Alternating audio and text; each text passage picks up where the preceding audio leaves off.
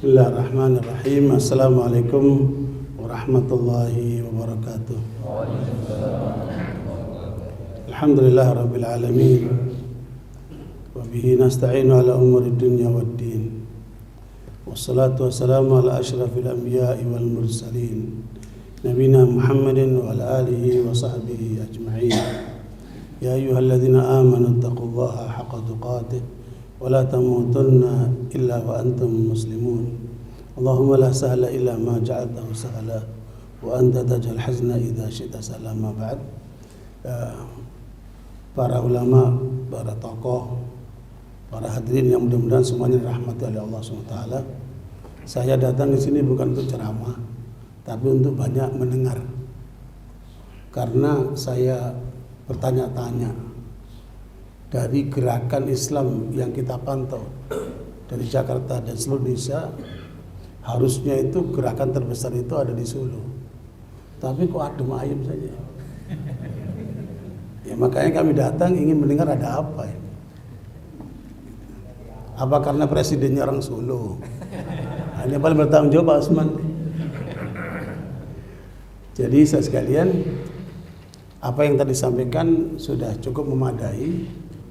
Hanya saja yang saya perlu ingatkan bahwa ketika Syekh Abdurrahman Sa'di rahimahullah menulis kitab As-Siyasah Syar'iyyah, bagaimana mengelola negara, itu justru beliau membawakan ayat wa ta'awanu 'alal birri wa taqwa. Bagaimana kemudian kaum muslimin ini bekerja sama di dalam semua urusan yang dapat memperkuat umat Islam, ya, baik yang kecil, sedang maupun yang besar, urusan perorangan, keluarga, masyarakat sampai negara. Jadi beliau menerangkan wa ta'awun 'alal birri. Al-birri itu beliau terangkan maknanya seluruh ketetapan perintah maupun sunnah. Itu yang kemudian harus kita angkat bersama.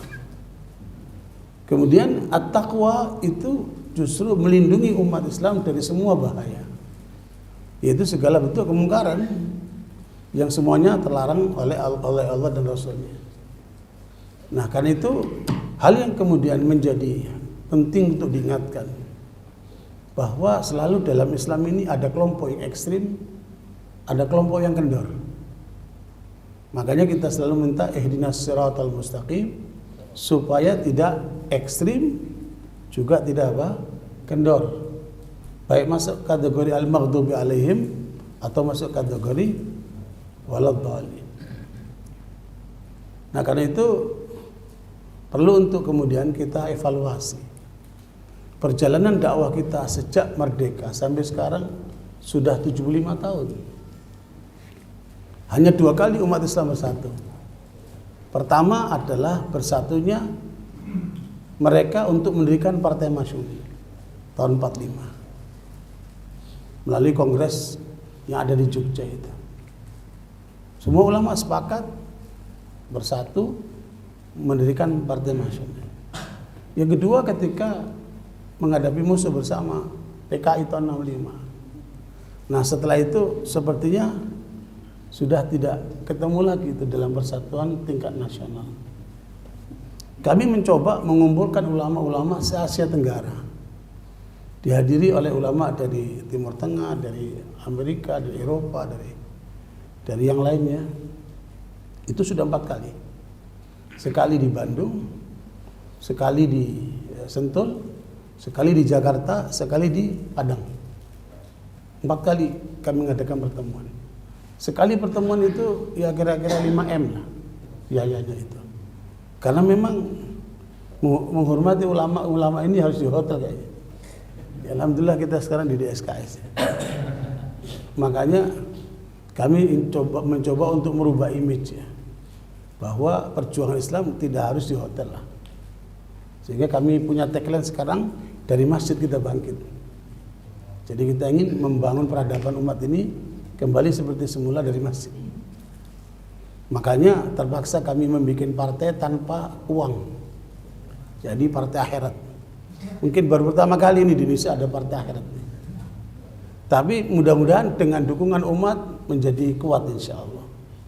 Sebelum bicara partai, jadi sekalian kami pun ikut di dalam medan dakwah seperti kita semuanya lah. Dan saya termasuk orang yang anti demokrasi dan tidak pernah terlibat di dalam proses partai maupun demokrasi itu. Karena kita lihat dalam perjalanan umat ini ada dua model. Yang pertama membentur, itu pun korbannya banyak dan belum menghasilkan. Yang kedua masuk dalam sistem secara totalitas, itu pun sudah berapa kali digagalkan. Nah, terjadi satu peristiwa menurut saya ini novum ya, novum itu bukti baru yang harus kemudian kita evaluasi dan kemudian memunculkan istihad baru ya, yang saya miliki, yaitu kemenangan Anies melawan Ahok di DKI. Satu peristiwa yang luar biasa. Menurut hitungan politik, Ahok pasti menang. Menurut hitungan politik, karena Ahok di backup oleh partai-partai besar, di backup oleh pemerintah, di backup oleh pendanaan yang kuat, di backup oleh media yang luar biasa, di backup oleh buzzer-buzzer. Bahkan kemudian setelah mereka kalah pun mereka melakukan evaluasi sebanyak 3.000 lembar. Mengapa Ahok kalah di DKI? Dan saya yakin seyakin-yakinnya kalau Anies hanya mengandalkan modal politik tidak akan menang. Tetapi justru adalah gerakan dakwah di belakang Anies itulah yang tidak terbaca oleh mereka. Dan kami pun ikut waktu itu, meskipun kami tidak terlibat secara politik, tapi ini harus dimenangkan karena bahaya. Karena mereka punya strategi panjang untuk kepentingan mereka ini. Alhamdulillah dengan gerakan-gerakan yang kita bentuk juga lewat gerakan dakwah backup terhadap politik itu ternyata bisa menang. Kemudian terbetik dalam pikiran saya, ini pola ini baru. Gerakan politik di backup dengan gerakan dakwah. Kalau seandainya ini kita bawa tingkat nasional, mungkin akan ada cerita baru ini buat perjuangan umat ini. Kemudian kita lihat dengan adanya umat yang semakin melemah. Setelah 75 tahun, cobalah lihat data-data. Ya, masih ada 65% orang Islam nggak bisa baca Quran. Maknanya dakwah kita ini nggak merata. Kemiskinan luar biasa. Seluruh kekayaan umat Islam itu hanya 12%. Ya, kemudian suara umat Islam kemana itu? Dari pemilu 2019 itu kan, partai-partai Islam itu hanya mencapai 29,7% dari 87%. 57% itu larinya ke partai-partai sekuler itu. Ditambah dengan 30% yang golput kayak antum-antum ini kan.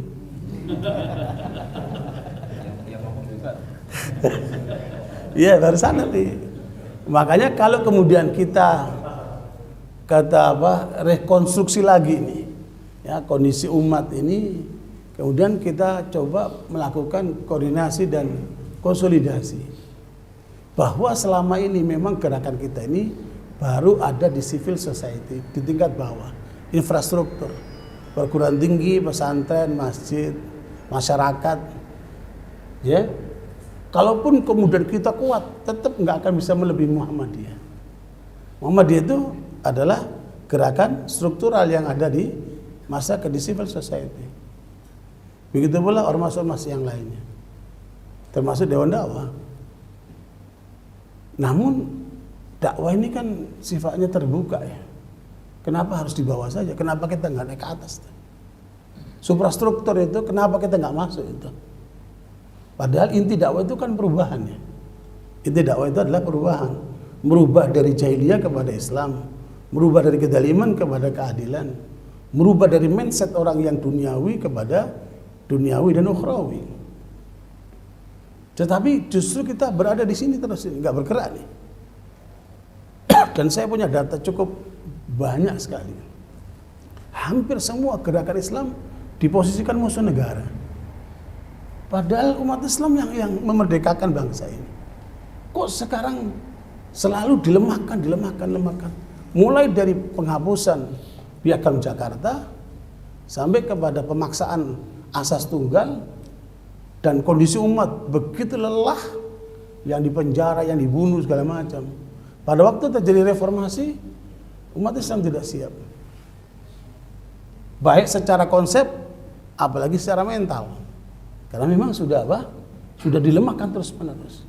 Sementara di sisi lain kita lihat siapa gerakan yang melemahkan umat dan memang menjauhkan umat dari kekuasaan dan politik ini. Ternyata ada pihak yang memang sengaja keras sekali, kuat sekali, dengan backup yang luar biasa mereka, dengan kekuatan yang luar biasa. Memang menjauhkan kita ini. Hasilnya apa? Hasilnya apa? Ada kelompok yang apolitik, sudah jadi sekuler betul. Masjid, pesantren, tokoh-tokoh Islam sudah nggak mau bicara politik. Udahlah, nggak bicara politik. Alergi dengan politik itu. Ya, dan itu artinya apa? Sekuler mereka. Memisahkan Islam dengan politik, dengan negara, dengan kekuasaan. Artinya mereka sekuler. Dan itu luar biasa loh Pak. Apa namanya, spektrumnya itu. Alergi mereka bicara politik di masjid dan sebagainya. Dan ini harus kita perbaiki. Di sisi lain ada kelompok yang harus keras. Masuk partai tauhid. Anggota dewan tauhid. Ya, pegawai negeri kafir. Subhanallah. Bahkan ada polisi ketika sholat subuh ditembak. Memang nggak ada polisi lain yang jahat-jahat. Di sholat subuh, ketika sholat subuh ditembak. Kenapa? Karena menganggap bahwa tauhid. Jadi ada kelompok yang sudah kendor sekendor-kendornya, ada kelompok yang memang sudah kenceng sekenceng-kencengnya. Padahal menurut pandangan para ulama ahli sunnah wal jamaah, politik itu ijtihad, bukan akidah. Tapi orang-orang ekstrim itu menjadikan politik itu akidah. Coba antum tunjukkan mana kitab ulama yang menyebutkan politik itu akidah. Makanya di dalam kajian akidah tidak membahas politik. Yang dibahas di mana itu? Di fikih, makanya namanya fikih siyasah. Dia di kajian fikih dia. Tapi kenapa kemudian kok dibawa sampai kepada akidah ini? Ada yang salah ini. Nah, makanya kita membatasi perbedaan umat ini ada 3 macam lah. Kalau kita ingin titik temu ya. Yang pertama ada namanya khilaf. Khilaf itu baik tujuan maupun cara beda. Kita sama Syiah tujuan dan cara beda. Begitu pula Ahmadiyah, apalagi yang non muslim kan. Baik tujuan maupun cara kita beda. Namanya apa? Khilaf. Yang kedua namanya ikhtilaf. Tujuan sama tapi cara beda. Ya, bolehlah ada yang masuk politik, boleh ada masuk ormas, begini. Tujuan kita satu, memenangkan Islam. Saya kira kita sepakat itu kan. Tujuan satu tapi cara beda. Masing-masing dengan polanya, dengan caranya. Nah, yang ketiga yang mungkin harus kita lakukan ke depan ini, yaitu iktilaf. Bahwa tujuan dan cara kita sama. Ayo kita persepsikan bersama ini. Ya, mana tujuan, mana cara harus jelas. Makanya kalau kemudian mengikuti pola kelompok ekstrim, usul fikih nggak berlaku sama sekali. Ya, mengambil akhafu dororen itu nggak berlaku sama sekali. Apalagi menentukan mana yang lebih maslahat ataupun tidak, itu sudah tidak berlaku lagi sekali. Karena mereka memasukkan itu adalah akidah. Karena itu barakallahu saya sekalian, padahal siapa yang disebut alim itu? Siapa namanya ulama itu? Para ulama sendiri mengatakan orang alim itu alladzi ya'rif khairal khairaini wa syarra syarraini. Orang itu dikatakan alim bukan cuma dia tahu kebenaran Islam itu bagus begini, bukan cuma itu. Orang dikatakan alim kalau bisa dia membedakan antara 2 kebaikan. Mana yang lebih utama dan mana yang kurang utama. Berarti di situ ada analisa, di situ ada perbandingan, di situ ada apa? Kemampuan-kemampuan maqasidus syariah dan sebagainya. Yang kedua adalah wa syarras syarrain. Kalau ada 2 keburukan, ulama lah yang bisa menentukan mana yang lebih dahsyat keburukannya dibanding yang apa? Yang lebih rendah keburukannya. Dan itulah politik. Ya, masalah dan mafasid itu ditimbang sedemikian rupa. Kalau seandainya maslahat dan madarat itu sama, tidak boleh dilakukan. Itulah nanti ada fiqhul amr bil ma'ruf wa nahi anil munkar, dan itu ditulis oleh para ulama puluhan kitab loh itu. Nah, kalau kita merujuk kepada kajian-kajian para ulama tentang masalah fiqh siasa atau ketatanegaraan, karena politik itu adalah seni meraih kekuasaan. Ya, alhamdulillah dalam negeri kita ini beda dengan barat ya. Karena demokrasi asalnya dari barat, tapi sudah diblaster Indonesia dengan blasteran ya sedikit-sedikit agama lah. Paling tidak ke Tuhan Yang Maha Esa lah itu kan. Kalau di sana kan nggak ada. Di sana sekuler sama sekali.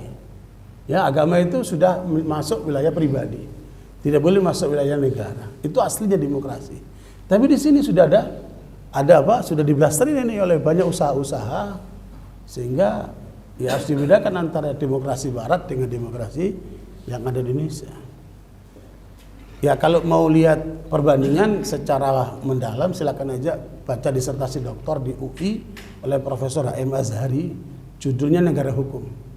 Ya, membandingkan antara demokrasi dan Islam. Nah, para teman-teman sekalian, karena misi kita itu ingin memenangkan Islam, hanya caranya terus berbeda-beda.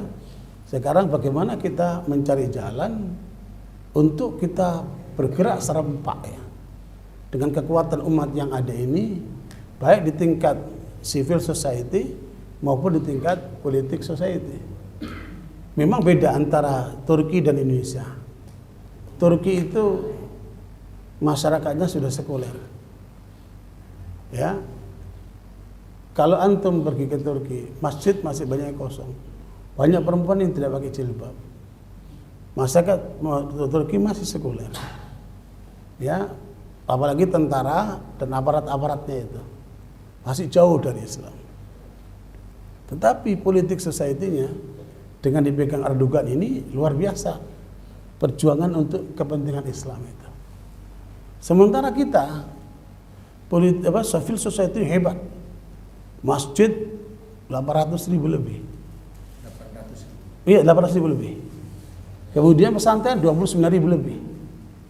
Ya, belum lagi masjid taklimnya dan sebagainya. Hebat. Gitu. Tapi kenapa kok kita ketinggalan dengan Turki? Karena Turki sudah maju dari sisi politik society-nya. Tetapi kita masih masih ketinggalan. Kenapa? Tadi itu. Ya, karena politik masih dibawa ranah tadi itu sebagian oleh kelompok yang alergi dengan politik, baik itu menjadi sekuler, kendor, atau kemudian menjadi ekstrim, menganggap itu adalah akidah. Coba anda baca itu Al-Ahkam Sultaniyah oleh Al-Mawardi, At-Turukul Hukmiyah oleh Ibnu Qayyim rahimahullah, Asy-Syarih Ibnu Taimiyah, dan semua kitab-kitab yang disebut ulama itu tidak ada yang memasukkan ketatanegaraan itu masuk dalam wilayah akidah, tapi itu masuk masalah fikih. Ini perlu ada koreksi di tengah kita, sehingga kalaupun kita tidak setuju dengan mereka yang perjuangkan lewat politik, paling tidak jangan diganggu, jangan dihalangi, jangan dipojokin, karena mereka sedang berjuang ini. Ya, bukan untuk kepentingan pribadi, bukan untuk apa, tapi bagaimana sama-sama dengan kita tujuannya untuk memenangkan Islam. Karena terus terang saja dengan realitas yang ada ini, kita sangat miris. Kita nggak menuduh dakwah kita kurang berhasil, tapi mari kita lengkapi, kita sempurnakan. Saya mencoba satu file saja. Saya coba itu berpuluh-puluh tahun, Pak. Saya tidak masuk politik, tapi saya masternya politik. Ya, saya tahu ilmunya. Dan saya tahu sistem yang ada ini rusak sekali. Karena semua kayak pakai duit, Pak. Sampai saya tanya kemarin seorang kawan yang maju menjadi anggota DPRD yang gagal dari Partai Islam. Saya nggak usah sebutkan namanya. Saya tanya, Ustadz, antum habis berapa? 480 juta, Ustadz. Ini Ustadz tadi. 480 juta. Kalau kita lihat yang lainnya bisa miliaran itu. Ya, kalau Partai Islam saja pakai duit. Terus ini menunjukkan apa ini? Menunjukkan apa itu? Bilang nggak ada mahar itu kan di luar. Nanti di dalam beda lagi.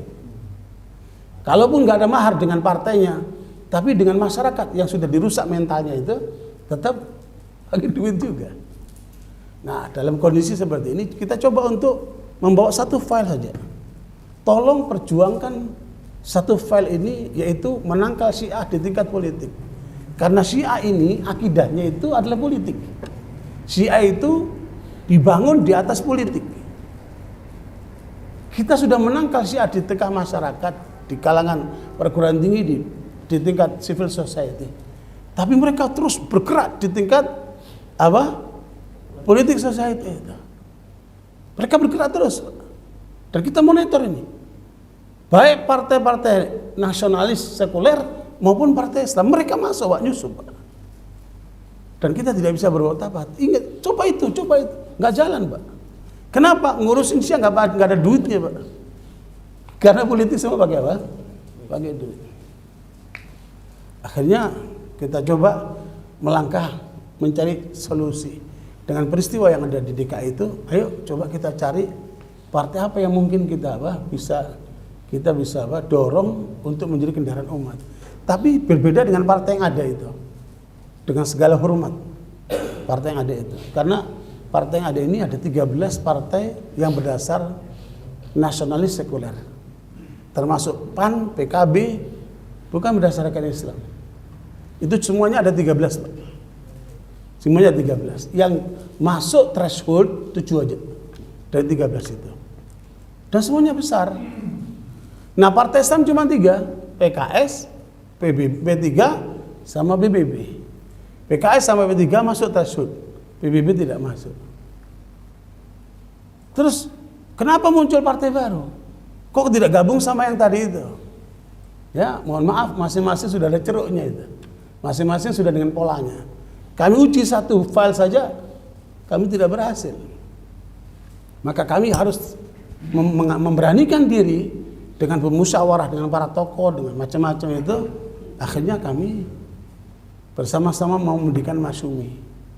Ternyata dalam prosesnya saya baru tahu politik ini banyak ranjaunya Pak Osman.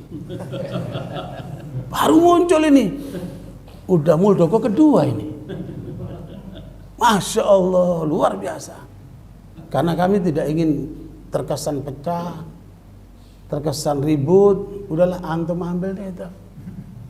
Alhamdulillah dengan istikharah dan istisyarah kita bikinlah Partai Dakwah Rakyat Indonesia PDRI. Dan ternyata di luar dugaan sambutan luar biasa. Ya kalau seandainya para tokoh Solo ini bergerak, selesai itu PDRI itu. Selesai itu Pak. Ya, karena penggeraknya ada di Solo semua ini kan. Hanya masalahnya tidak mudah untuk meyakinkan banyak orang yang memang selama ini sudah alergi kan. Ya, kayak Ustaz Mustaqim ini kan. Mukanya senyum tapi alerginya sama politik luar biasa. Tapi ala kulli hal karena dia sudah lagi S3, mudah-mudahan terbuka pikirannya kan. Jadi saya sekalian, ya biasanya lebih wawasan lebih luas, lebih wise insyaallah. Nah, barakallahu saya sekalian, karena keadaan yang sepertinya menghajatkan kita untuk masuk di dunia politik. Karena kami juga konsultasi dengan para ahli-ahli branding, marketing dan sebagainya itu. Pertanyaannya, apa maksud Anda masuk ke politik? Pertanyaan menarik kan? Kami ingin melakukan perubahan lewat dakwah. Dan dakwah itu ada dua, ada dakwah politik, ada politik dakwah. Jadi kalau saya terjemahkan bahasa Ustaz Muzain tadi itu, ketika Rasulullah di Madinah, di Mekah, itu adalah politik dakwah. Gerakan politik tanpa kekuasaan. Namanya apa? Politik dakwah itu. Tapi ketika di Madinah sudah dakwah politik. Kita selama ini terus terang saja yang kita lakukan adalah politik dakwah, Pak. Kita tidak menyasar itu dakwah politik itu. Karena masih alergi dengan partai, dengan apa, demokrasi apalagi yang terjadi di luar. Saya baca betul itu dah awal sampai akhir judul kitab Demokratia apa namanya? Sarabut Demokratia. Ya, apa namanya? Fata Morgana Demokrasi. Oleh Syekh Abdul Ghani Rahal. Ya, itu mengevaluasi. Meskipun buku itu pun saya acungi jempol karena dia menghormati dengan perbedaan pandangan, baik yang masuk di partai sedang perjuangkan Islam maupun yang di luar partai masih menghormati itu ulama itu. Ya, tidak sekejam mereka yang mengatakan masuk partai tauhid. Wah, itu kejam sekali itu. Ya, mudah-mudahan nggak ada di sini lah ini kan. Jadi saya sekalian apa? Iya, alhamdulillah kalau mantan udah taubat berarti kan. Mudah-mudahan Allah terima taubatnya. Ya saya juga mantan juga, tapi alhamdulillah saya sadar juga. Jadi saya sekalian dengan apa tadi melihat harapan kecil dari demokrasi yang perlu diingatkan, kita bukan dalam rangka membela demokrasi. Kita dihadapkan dengan kenyataan, mau tidak mau Anda akan berhadapan dengan demokrasi. Kita dihadapkan dengan kenyataan itu. Tinggal antum mau pakai KTP atau enggak, mau pakai apa? Pakai apa? Apa namanya? Itulah apa namanya? Paspor atau SIM terserah lah. Ya, sebenarnya apa yang dihadapkan kepada kita ini hanya apa? Semacam rule of game lah. Kalau antum main bola di sini nggak ada ngakuin lah. Tapi kalau antum main bola di apa? Di Senayan saya, sana insya Allah ada nilainya. Karena di sana ada rule of game-nya. Jadi demokrasi ini lebih banyak kepada, makanya Pak Nasir itu mengatakan demokrasi tergantung siapa yang menggunakannya. Nah, selama ini kita tidak mau menggunakan, menjauhi, ya sudah. Orang lain yang menggunakan dan kita digebuk habis, Pak. Ya, saya berharap ada evaluasi menyeluruh terhadap keadaan umat atas gagalnya kita untuk meraih apa di politik atau demokrasi ini. Nah, karena itu saya butuh masukan dan saya mau dengar banyak dari antum semua.